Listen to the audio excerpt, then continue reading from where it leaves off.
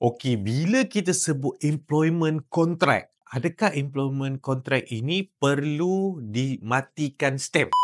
Baru-baru ni kecoh pasal employment contract perlu dimatikan stem. Okey, realitinya kan nak ceritanya daripada dulu orang bila hire staff dia orang akan keluarkan employment contract. So normally employment contract ni ada yang matikan stem, ada yang tak.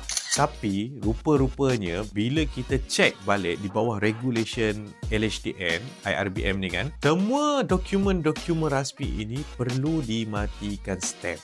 Nak tak nak kena matikan stamp.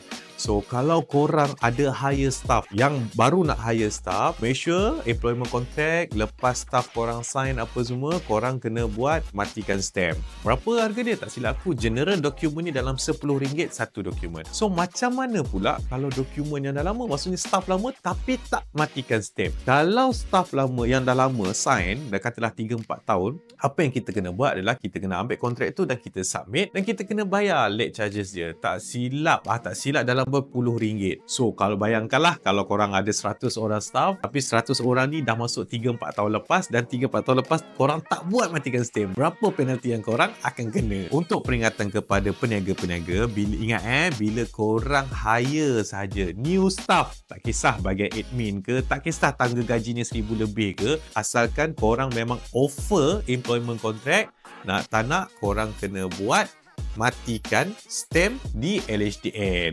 Kalau korang tak nak buat matikan stamp di LHDN, korang boleh cari mana-mana ejen LHDN yang boleh buat matikan stamp. Kalau korang nak tahu lebih lanjut lagi berkenaan isu-isu perniagaan ni, komen nak dan jangan lupa follow, like dan share.